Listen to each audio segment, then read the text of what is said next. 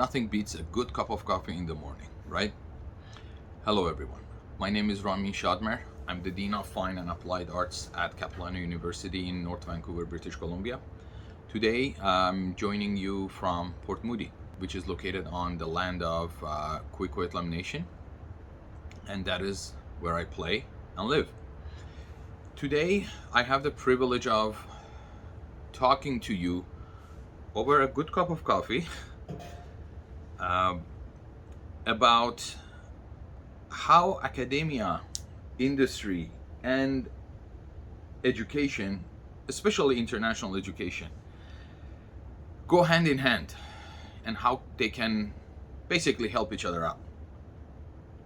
Before we actually jump into the main topic, I want to use a word that a lot of us are tired of hearing it or don't want to hear it, and that's pandemic.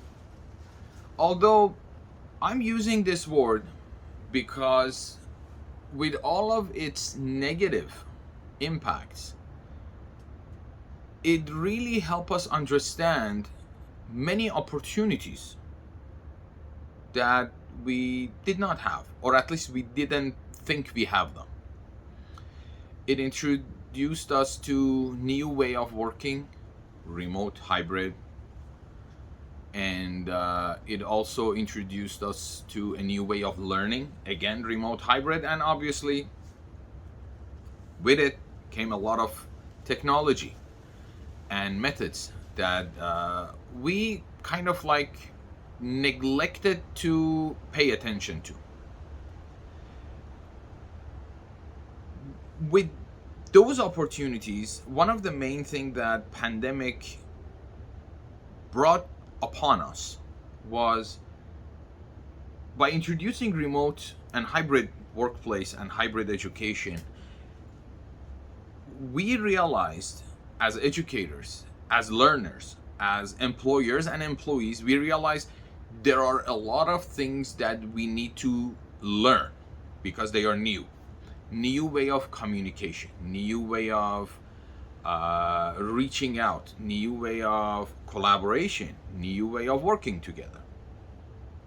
With all of these new components, if you look back, you realize, especially in the first month of pandemic, we went through a lot of learning. All of us, hands down, all of us. We had to learn a lot of things. But let's get back to the main topic.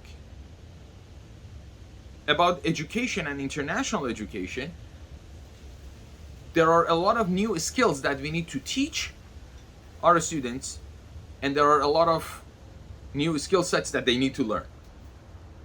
Sometimes we even notice the industry needs to go through a form of training or retraining to also understand the new way of working. Now, this new way of teaching and learning and working highlighted the importance of industry, academia, and learners to work together for the benefit of each other. So let's break it down. Industry. How important is industry in our education system? A lot of us assumed, or at least thought, the main focus should be on the student when we are doing the education. No, the main focus is on the industry because they are the ones that are going to hire our graduates. They are the ones that are going to hire our current students. So we need to make sure we are training our students and learners, doesn't matter domestic or international, in a way that they are ready for that industry. So what does the industry can do? What is the industry that is able to do? So they have to join academia. They have to contribute to the education system, and I'm not talking about monetary contribution. No, not at all. I mean, that would be great, but the easiest way of contributing to the education system or to the learning of your own future employees is join the academia through advisory committees, program advisory committees. We know them as PACs. That way you see the curriculum, you see the teaching material, you can provide input and feedback for it. So the academia, which is the second part, can reshape and customize it to address your needs. So what is the role of academia here? Well, academia is the researching party, is the education delivery platform. So academia should reach out to the industry, because industry is busy. Like, as a business owner myself, we are busy. We may not even have time to see what opportunities are out there.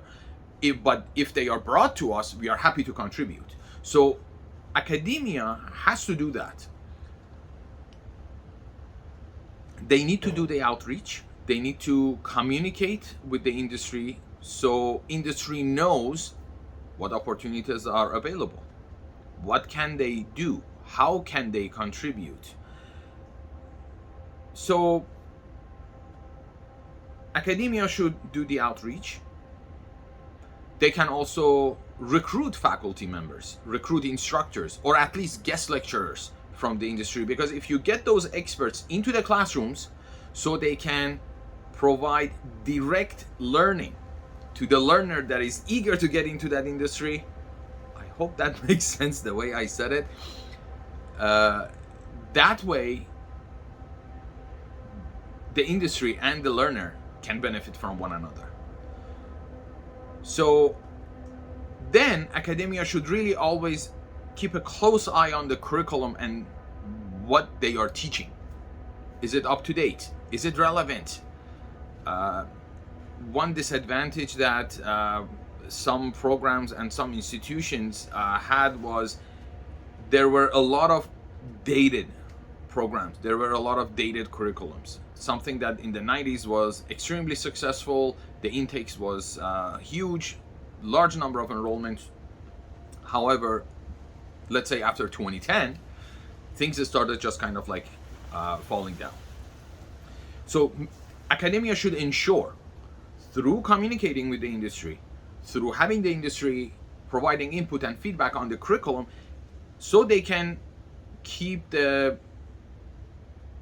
curriculum up to date. They can make sure the program is relevant and the students are learning what they should learn. So when they get to the industry, they are not like, oh, I never learned that, or that's news to me. Now, the learner,